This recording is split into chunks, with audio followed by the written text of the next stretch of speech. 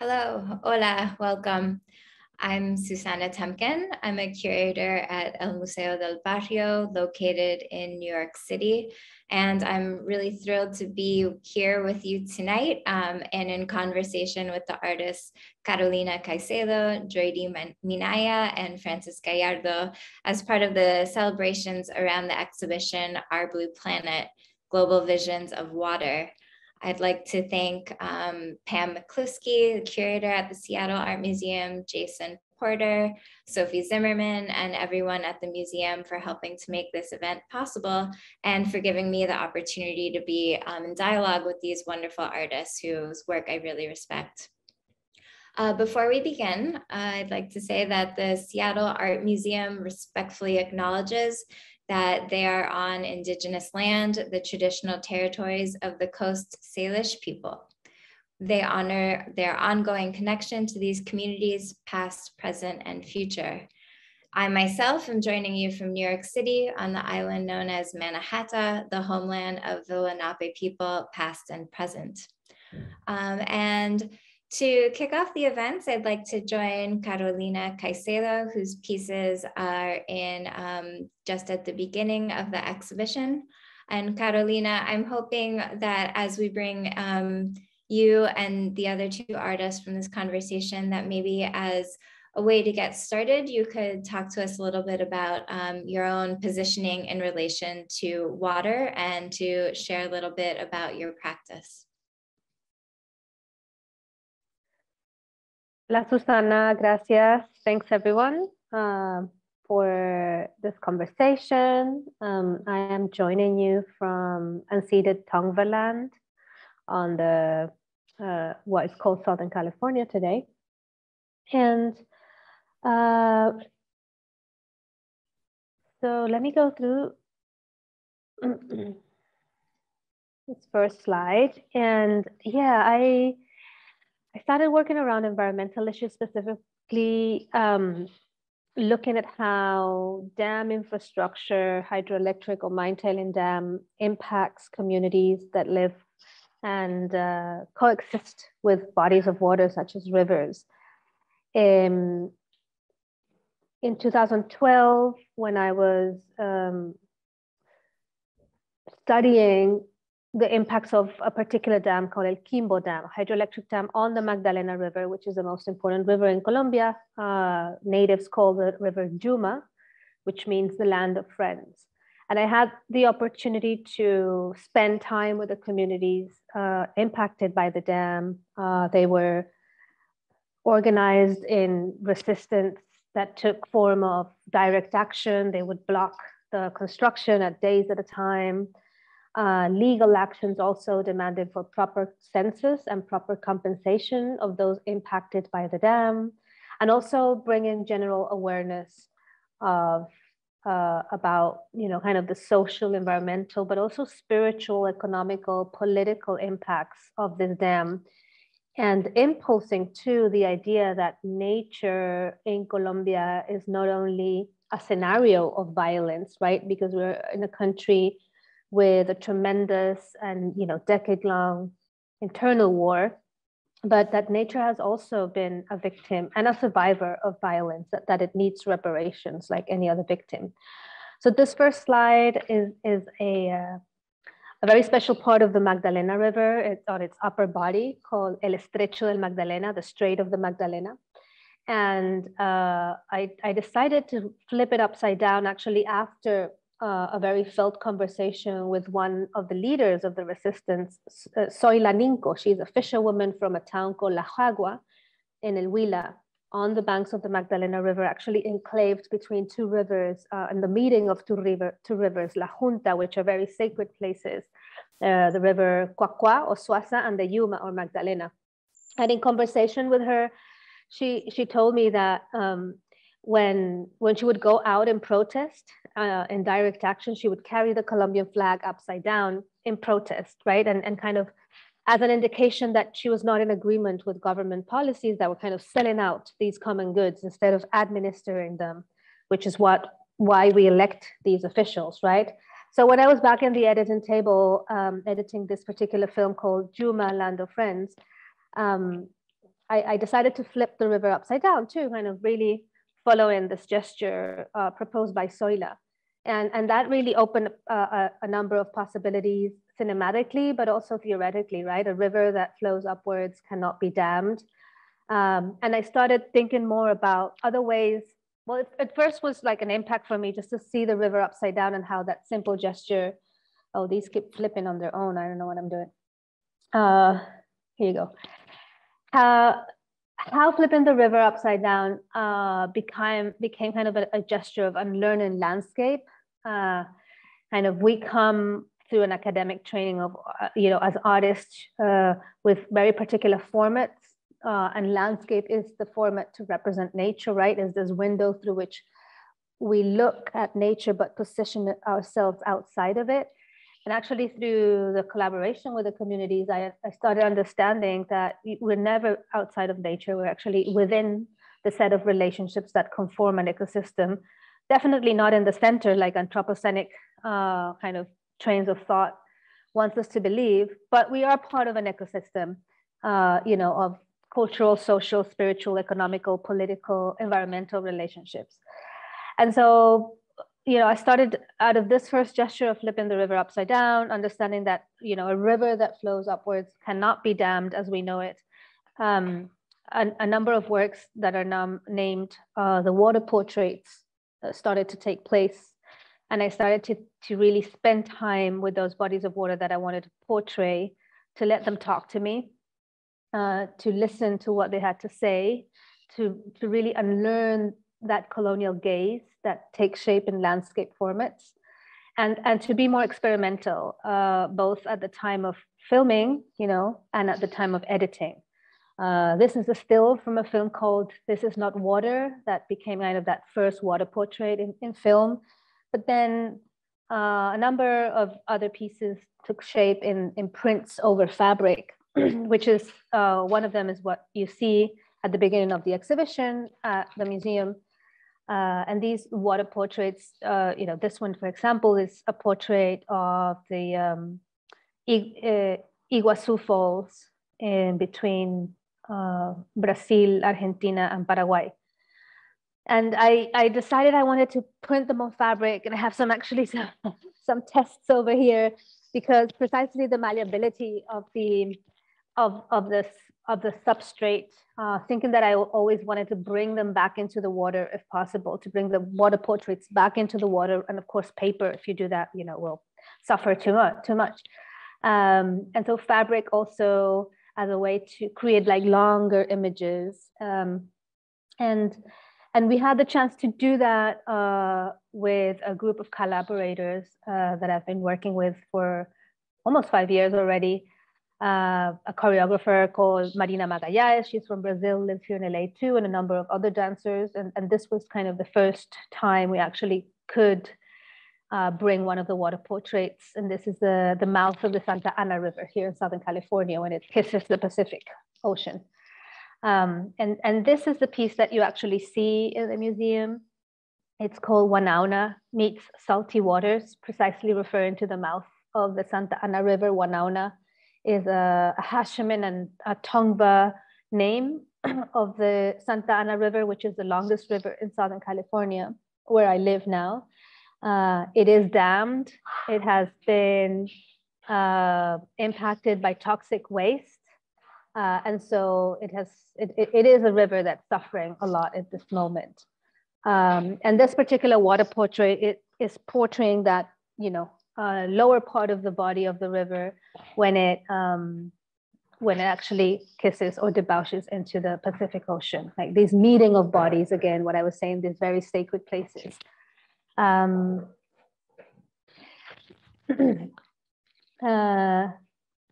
so just to wrap up, Wanana Meets Salty Waters is a way for me, and as well as other water portraits in the series, is a way for me to deepen the connections I am building up with bodies of water that are sustaining me right now here in Southern California, to learn more about the connections between the indigenous and tribal peoples who have always coexisted with this river and who continue to protect and defend this river. And through this process actually of portraying the Wanana River, the San Gabriel River, among others here in Southern California, I have started to understand that maybe also trying to decenter the Western approach of what we are as colonial settlers, and started understanding more an indigenous approach to this. Charlie Sepulveda, who is a Hashimoan scholar who is right now in Utah, proposes the term visitor in contraposition to colonial settler, and also proposes that, you know, we have always been welcomed by the local and native communities, and that as visitors, you know, we have to pay some respect and also align ourselves with the local tribes in the defense and the protection of these border of waters, who are our sustainers, our, you know, our lifelines here. And mostly in a place like Southern California, that is, you know, a drought prone place, under heavy fires due to climate change and whatnot. So I'm gonna wrap it up here, pass the baton to Joiri, and looking forward to this conversation between us. Thank you, Carolina, and thanks to the Seattle Art Museum for this amazing exhibition and inviting us to be part of it. Also, thanks to Suzanna and Frances and Carolina. It's really great to be in conversation with y'all. So I am speaking to you from, currently I'm at in Lenapeland, what is also known as New York City, which is framed by the Mujicanok River, also known by its colonial name as the Hudson River, and the Atlantic Ocean, which connects to the Caribbean, where I'm originally from, in the Dominican Republic. So I thought I would start with this piece that I did in 2013. It's video, a 2-channel video performance that I recorded for the camera, where on one side it's my body and on the other side it's a body of water in the Caribbean, in Santo Domingo. And in the video there's waves crashing in cycles, and it made me think about the video is called Metonemia, which in Spanish means metonymy, which is a figure of speech that basically equalizes two things and replaces one thing for the other in how you name it.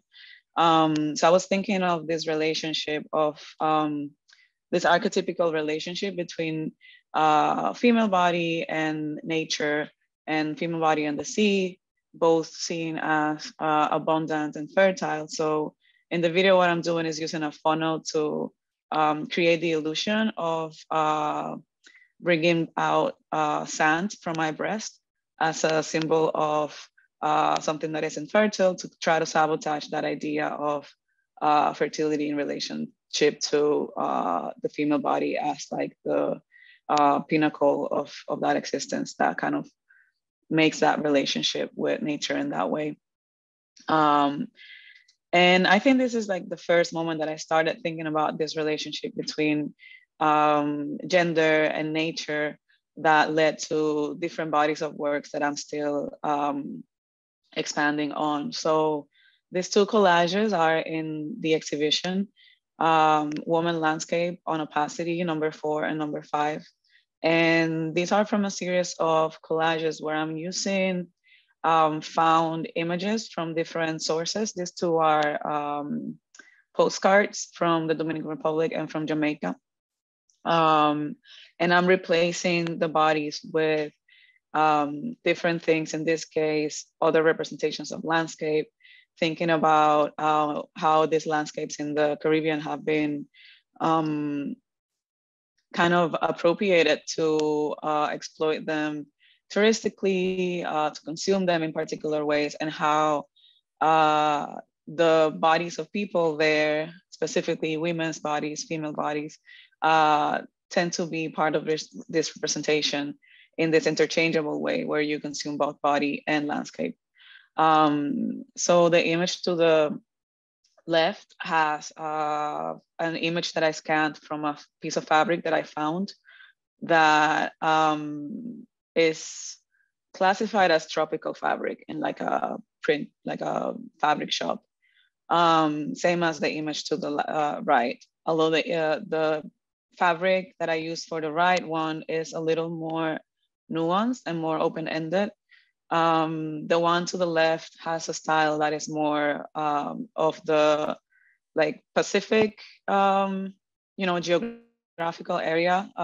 It relates more to that like Hawaiian shirt type of aesthetic, which is very interesting because this same aesthetic is used interchangeably regardless of which tropical location you're trying to represent. So you'll find this type of shirt in the Dominican Republic or like in the Philippines or wherever. So trying to use those signifiers that exist to make us interchangeable, to shelter us from that gaze that is consuming is kind of my aim in these collages.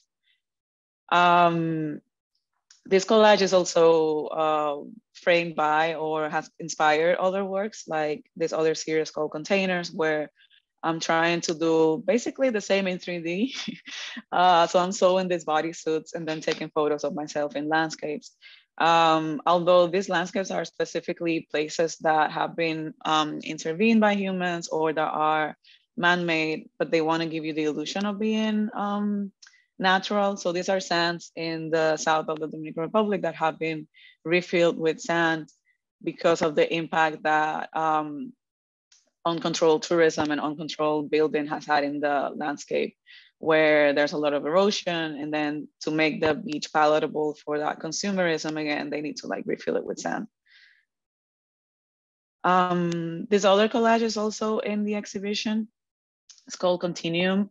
And it follows a similar logic than the previous collages, but the photo underneath comes from a photo that was taken by a Frenchman in France of a woman that was posing in a greenhouse where she was being exhibited in this type of like human zoo fairs that were made about a century ago.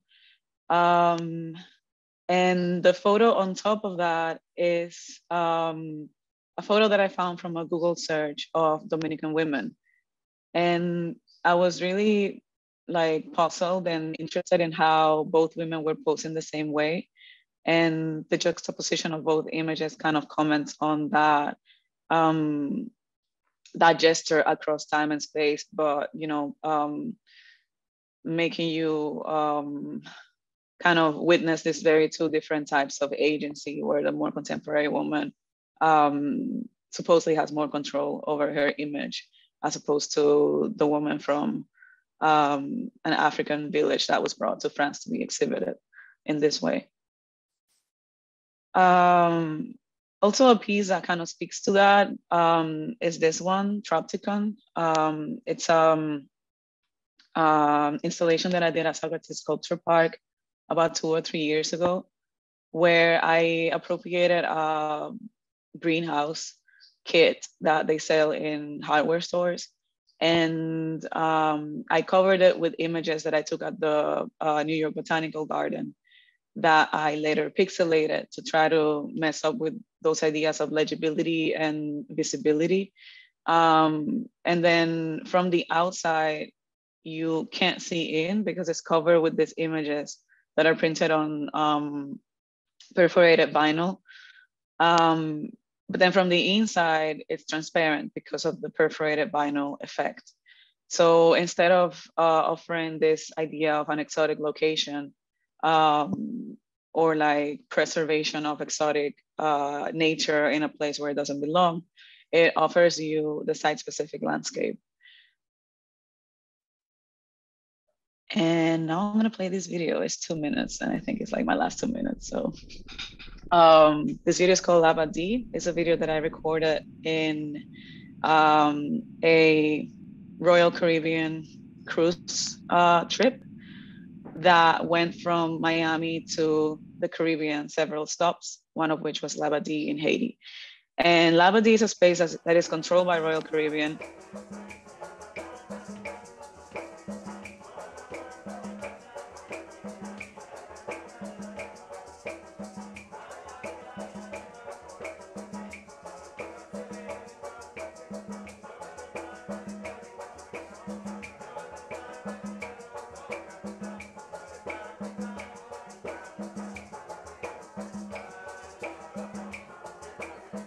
Can you hear my voice over the video? No.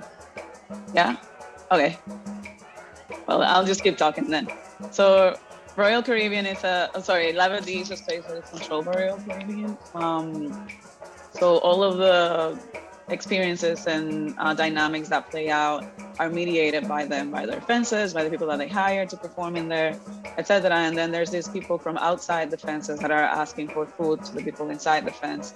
That kind of creates this situation that is very stark and I don't know, making very obvious the connection, I think, between this touristic exploitation that is lived today in the contemporary Caribbean and this colonial legacy of colonization. Also, the video begins with subtitles that are kind of recounting the trips of Christopher Columbus when they first saw land in Guanani in the Bahamas. So it makes that connection directly also. And then I'm just gonna finish with a few images of, and then I also sometimes contextualize this in like immersive installations that I make with the spandex fabric that I've been using in other works. So I just wanted to finish with this series, which is called The Cloakings. And it's a series where I ask for permits or cover statues without permits to cover the statues of Christopher Columbus and other colonizers with fabrics that I designed that use plants that were used to resist colonial processes in one way or another. And I wanted to wrap up with this instance where the fabric on the right was inspired by a story of the Mahi Mahi rebellion in Tanzania in 1905.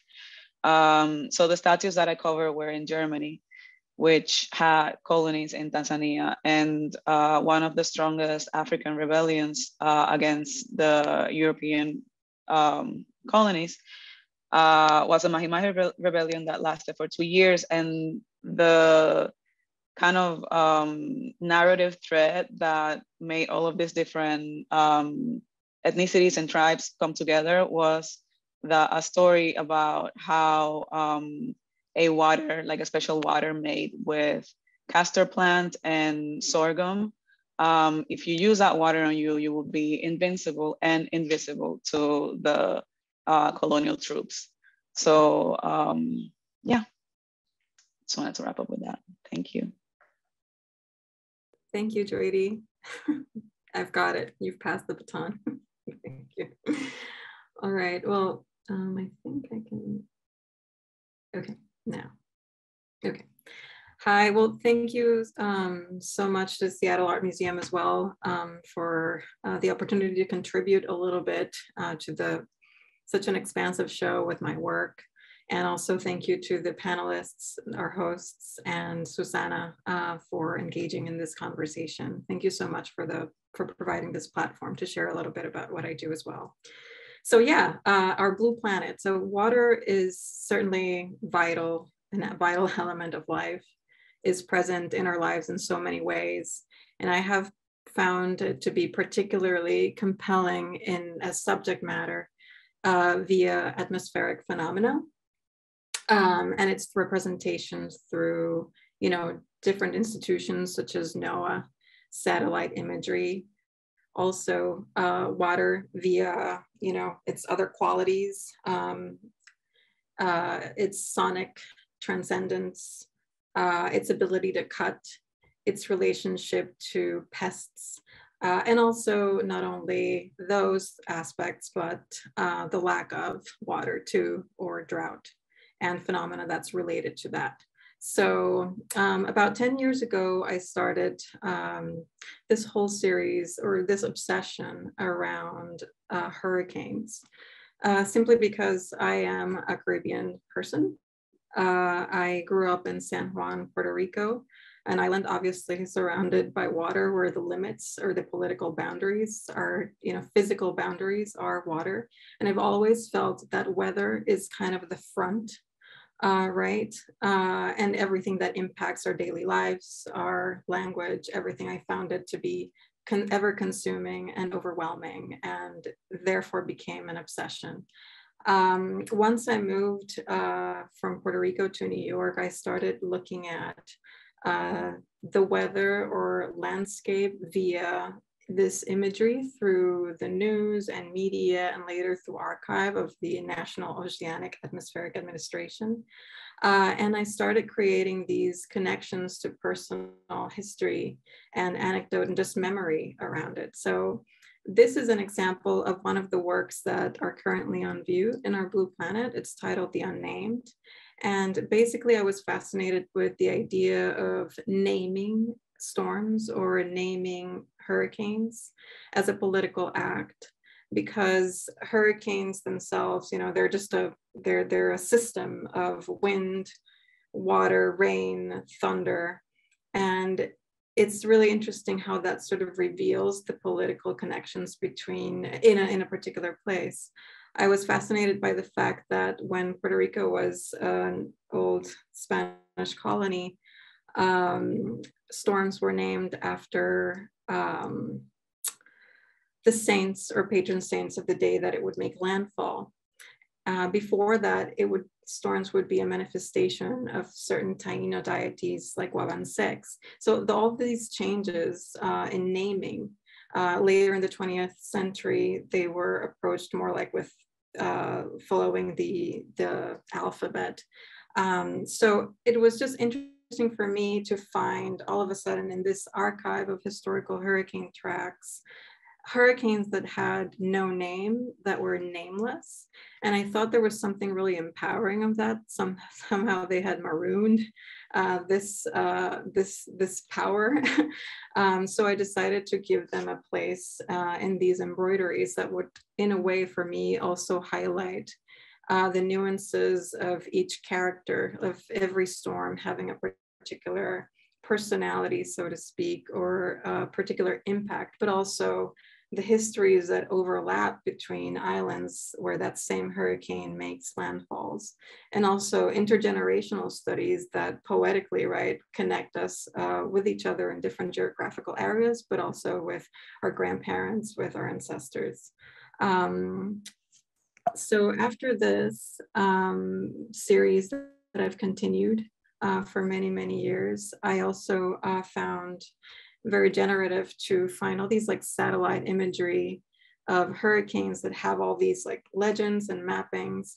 But I felt that it was an interesting approach to look at these aerial images that, you know, try to predict or what do you call it? Control the hurricanes. So I decided to create these different kinds of portraits of hurricane images as if they were kind of skirts or kind of dancing skirts in movement that will also highlight the transparencies, the knots, the entanglements that these winds, these gusts create in the landscape itself. And also abstracting all of these elements of vegetation into these lace patterns. I feel like there's a deep connection between being a Puerto Rican artist and also have been migrated to the Northeast. I think there was a biographical connection to that as well, in the sense that hurricanes also follow that same route that I was following. I continued developing these series, kind of sometimes playing with the perspective, because a lot of the work that we do is made in the studios, but then it is presented in exhibitions, but also we consume them through our phones or our computers. And so I kind of wanted to play with the trapezoid shape as if it were kind of like on an angle, and the fact that we're consuming this through these screens. On the piece in the left that's titled Marla, I decided to flip the direction as if I was looking at the hurricane from below, but just having all of this knowledge at the same time. Also, if you notice, these pieces have different names: Carmen, Marla, Daniel, and I've simply decided to name them after family members and friends, also as an act of I don't know, like randomness. This is most recently I presented them as a polyptych.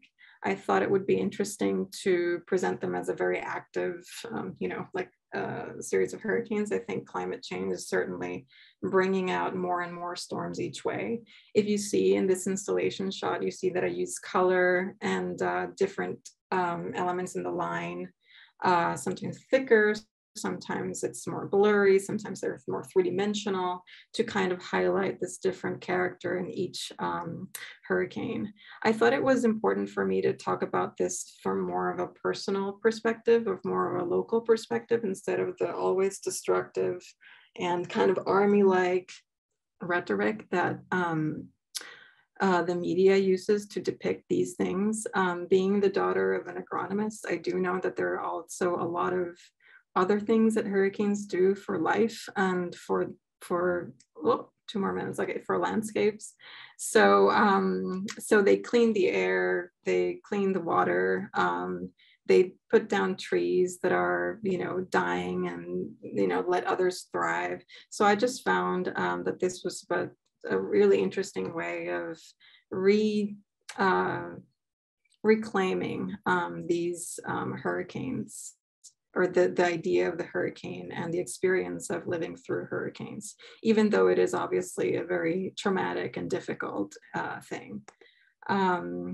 Another piece that where I explored also the sonic transcendence of the hurricane was the Hurricane Soundscape, where, as you can see, it's also thinking about water as something that cuts.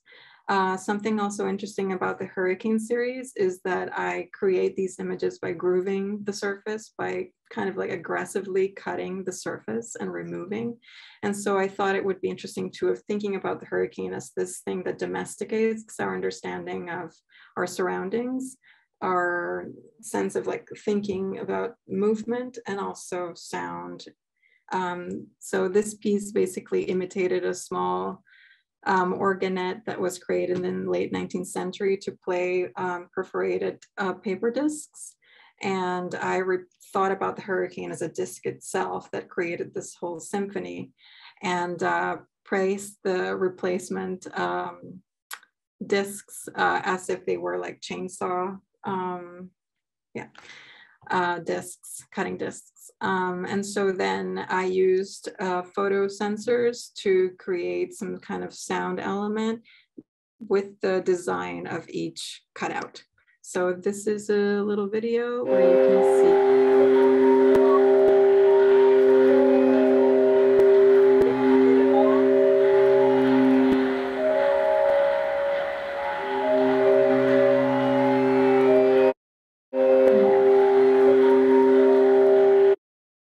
Okay, thank you.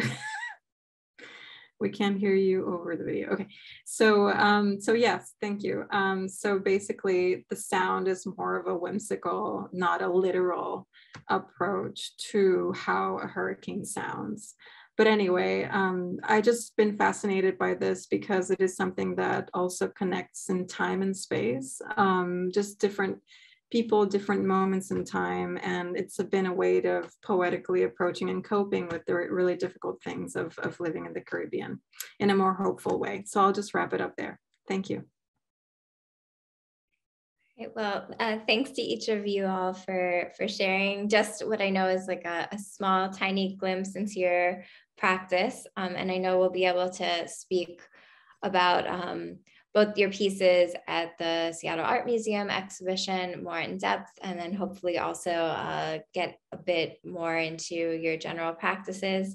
I have a few questions that I just wanted to begin by preparing, but I know we've all been kind of chatting about having more of a dialogue, so we don't have to answer in order or anything. But Frances, since you were the final speaker, you mentioned something about memory. And that reminds me that water has a really long and I think in some ways intrinsic relationship to memory, but also thinking about art, culture, literature. Although I think we want to perhaps in our practices, each of you are pushing against some of Western traditions. There is, going back to the idea of memory, the Mnemosyne was the river underground in Greek mythology. So there has always been this interesting, I think, connection for a long time culturally relating rivers specifically, but we could think about waters or cycles to memory. And I think each of you, brings about, you talk about memory in different ways, cultural memories, memories about cycles that have been broken in some cases. I think with your work, Carolina, and rivers and dams.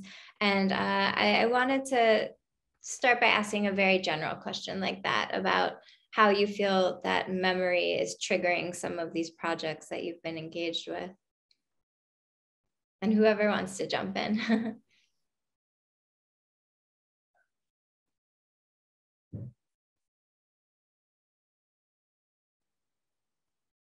Well,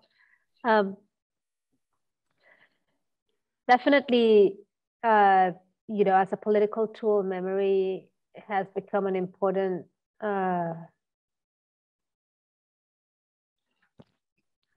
tool, let's say again, for victims in Colombia, at least, and here in other parts of the Americas too. No, so even to claim like legal cases in order to defend water, to defend land.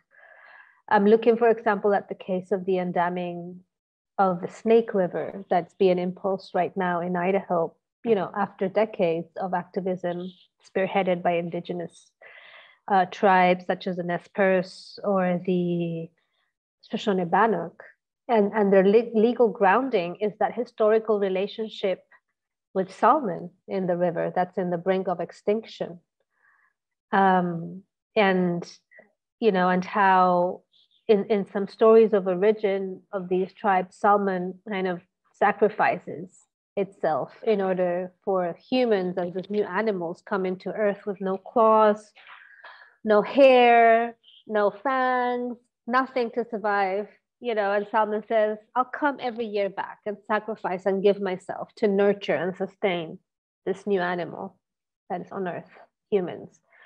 And how, from that initial memory, all the way to centuries and millennia of coexisting and nurturing, this reciprocity, right? So, and now claiming that historical, knowledge of fishing as one of the grounds to keep salmon alive, to undam the river so salmon can thrive and come back and whatnot.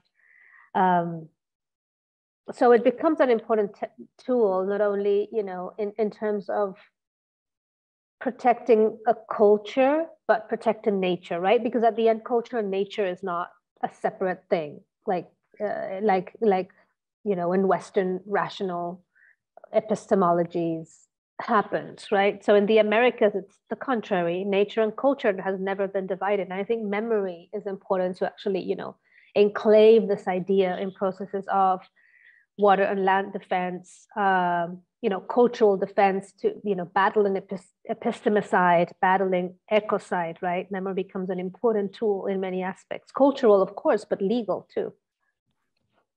Yeah, that makes me think a lot. I mean, thank you for the question. Thank you, Carolina, for breaking the ice there. It made me think about one of the pieces that I didn't get to show. The piece is titled Desbordado, and I think it has a little bit to do in a very different way, but it has a little bit to do with Carolina's work with rivers. I grew up in a town called Rio Piedras in San Juan, and I literally had never seen that river in my life.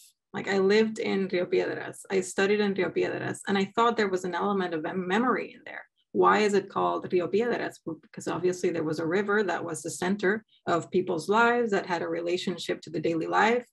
But as we all know, San Juan has been ravagely developed over the years. It keeps like just becoming this giant cement mole and just growing and growing and growing into the suburbs. The little communities that used to live in like recovecos, like different kinds of little communities that would walk around, now have like big highways and all that stuff. And in order to build all those things, they have to cut the river in different ways. And so the piece that I made was using a Google aerial view, looking for the river, actually traveling through the river, like clicking, clicking, clicking, following it, and then using that stem of the river and its affluence to create this piece that more like talked about the autonomy of the river and how it will always just keep, you know, looking at its own path. Unfortunately, sometimes they do dry up because the violence is too much and they cannot, but, you know, keep going. But I just thought that it was a way, this piece, Desbordado, was a way of poetically talking about that, and also discovering this river that I never saw, but always maybe heard in just the naming of a place. And if maybe later, and we can show the piece, which almost looks like a snake or like some kind of ghost levitating out. But yeah, I guess textile for me is a very poetic tool to approach all these things. And I think Carolina's too, with the nets that I found really, really compelling. And also Joiri with the patterns and prints. Like,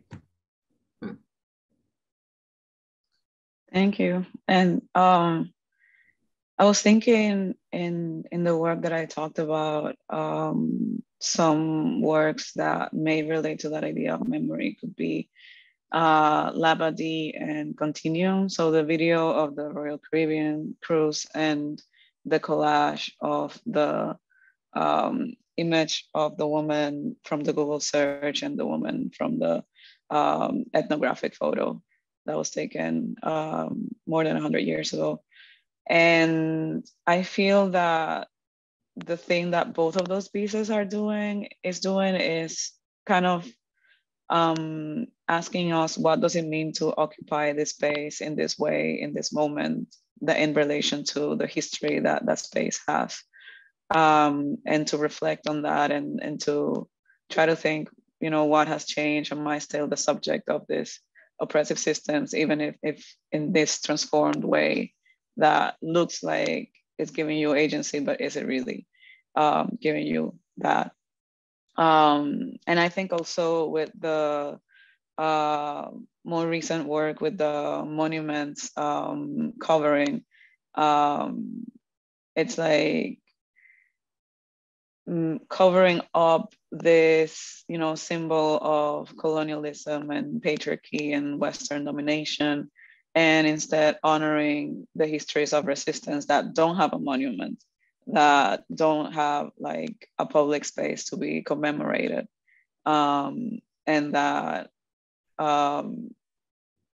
that are larger than those systems, and that are still alive through all of that time, and that are still practiced and honored. So those traditions in how they relate to plant life specifically is something that I'm interested in honoring in those interventions. Yeah, same for me with the mosquitoes, like talking about knowledge of growing up in a particular space. Something that I find fascinating about mosquitoes in general is how, you know, you grow up with them in the Caribbean, and it's like you go through all these diseases when you're growing up, and it's just normal, you know, normal to get dengue, to get all these things. But then when your body, and this I think is also related to you, Joiri, like the body itself, when you travel to and from the Caribbean, it's like you go to the airport and they have all these signs, have you traveled to the Caribbean lately? And then they have an image of the mosquito. It's like this thing that is an aura of disease, you know, disease, but you know, locally that's not really, it is dangerous, but it's not really, you know, it's a way of othering as well. And that's the way that I like to, through abstraction, through drawing, I like to approach all these elements of the particularities of living that, but also highlighting the skills and the way that you develop to live in a particular special place that the Caribbean is battered, but yeah, special.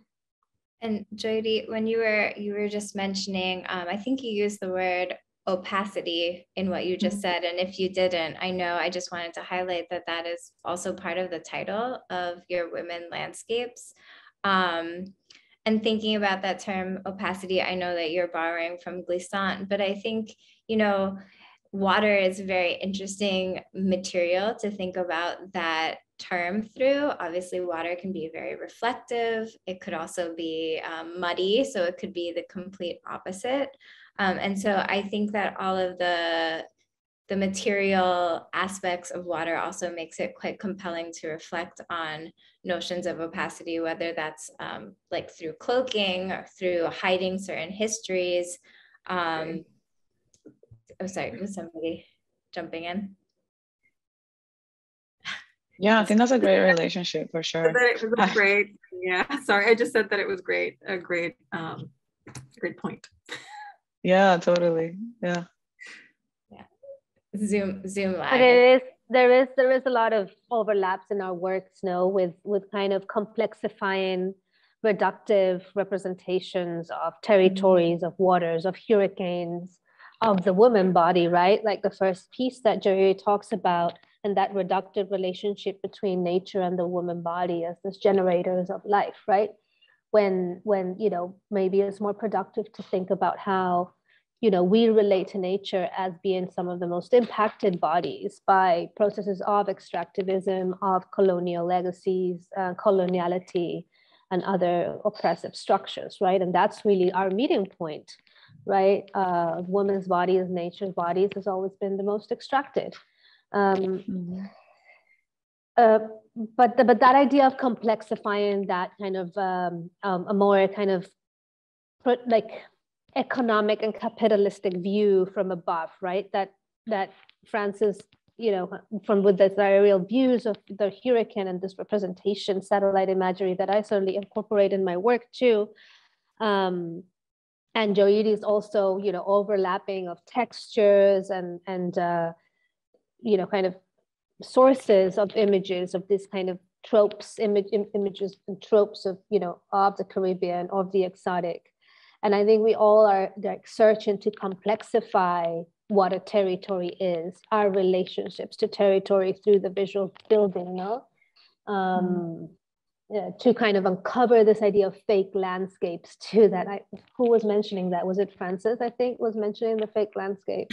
I did, and I love that. Like, I've never that, but yeah, what is a fake landscape? Or was it Joiri actually? Yeah, I think it's Joiri, the containers. With the sand coming in, right? Which is we've seen it. No, and with dams, you see it. The reservoirs, and some of them 100 years old. That newer generations just see a lake and don't understand that there has been a man-made process in the building of this lake, for example. And to go further, Caro, or maybe to bring what you're saying in another direction, to think about it not in terms of territories, but the way each of you I see are, as you said in your talk, unlearning this kind of colonial way of looking to the water by what I see each of you doing is creating portraits. And I'd be curious for each of you, again, you also mentioned how it's not necessarily making the water anthropocentric, but it's creating or making the relationships that we have to water as all of us being part of these systems that have natural cycles, that have, or at one time had natural cycles that in many cases have been interrupted. So I'd love to hear each of you, maybe talk about this idea of looking through portraiture, or maybe are there other modes that each of you are also exploring? Just, are you consciously moving away from these landscape versions? Joiri, yours seems like very consciously subversive of landscape. Yeah, I think I think we all are aware of this landscape tradition that is maybe framed in European terms, in how we've all been colonized by that specific, culture. And I'm personally grappling with that all the time. Like I don't know, trying to determine what is my relationship to landscape. And as I think maybe Carolina was saying earlier, this relationship of this positionality that is in that tradition of being outside the landscape, painting the landscape or representing the landscape, but instead acknowledging ourselves as being part of the landscape and taking care of that as you would of your own existence, no? Yeah. I would like to say that something that I've been coming to terms with in terms of landscape is just also the women's body in landscape and in space, as in the Caribbean, and especially in Puerto Rico, which is what I know, as a very dangerous and aggressive thing. I don't remember ever being able to be outdoors by myself. And I think that definitely that has been something that has impacted my practice greatly. And that is somehow why I also use mediated images of landscape to put them in my work. Yeah, and that's a very real thing. It's a very real thing. And also something else that I've also been coming to terms with is like when I was growing up, I used to help my dad with inventories. So he would go and position on GPS and also describe in tables, like Excel sheets, a bunch of trees, like thousands of trees. And so I would help him by transcribing every single code and every single name, scientific, common, and everything, thousands of trees every day after school. And I feel like that is a way, that's why data for me means so much, because in a way I was seeing a virtual forest through the computer. And I think that's something that has also impacted the way that I approach landscape and how I use all these data sets to create meaning. Yeah, that. So those are the things that I'm thinking about in, you know, moving forward, becoming aware of those limits and also those windows of opportunity to continue exploring these things. But though it's a very data driven in a way, it's very personal, as you stated too. No, the fact of naming those hurricanes, you know, with your family, like the people you love, and I think there's also, I mean, for me, I see a spiritual aspect of it, you know, and I think, you know, in Joiri's work too, this I don't know, this kind of covering the statues, though they are very like direct gesture of covering and bringing up other stories. I don't know, they become little effigies in their own, like, you know, that with the kind of fabric that you create, Joiri, and I don't know, it just becomes something else. Like suddenly it brought me to an altar in a way, you know, like how to look and relate to this figure in another meaningful way, kind of a more open way, I guess, right? And I've been thinking lately a lot about spiritual sovereignty too, and how kind of what are the potentials in creating our own rituals. That's certainly, you know, something I explored, you know, with the intervention in El Museo, with this kind of pagamento. But yeah, this idea, just thinking about also hurricane, like, you know, how it's this, like what you were saying, Frances, that, you know, it has this negative connotation because it's of its destructive, you know, potential, and water has that destructive potential too. But at the end, it's this very spiritual element that has a lot of force and benefits too in so many levels. Thinking about what huracan, no, means as an indigenous word, maybe you can expand on that. You probably have more knowledge than me on that, but I love it. Thank you. Yeah, Guawan 6, huracan. We take those words from the Arawaks, from the Taínos, of course. And huracan was a gentle force, was a brava, was angry, and it would manifest in different ways. Yeah, I mean, that is an interesting connection for me between ritual, magic, and the activity of looking for rain, or, you know, creating these dances or these rituals, and that connection to science and how we also try in a way to create magic or control through aerial views, right? It's just the same thing with different tools. So yeah. There's definitely, I feel like we're inheriting that desire to cope and to understand and to, in a way, control or accept what is bigger than us. But I definitely see it's just such a meditative thing too. You know, when you're going through a hurricane, everything's quiet. Yes. Everything's calm. There's no light, unfortunately, but good. Like there's just this moment of violent peace. And I personally cherish it. You know, there's something beautiful about it too.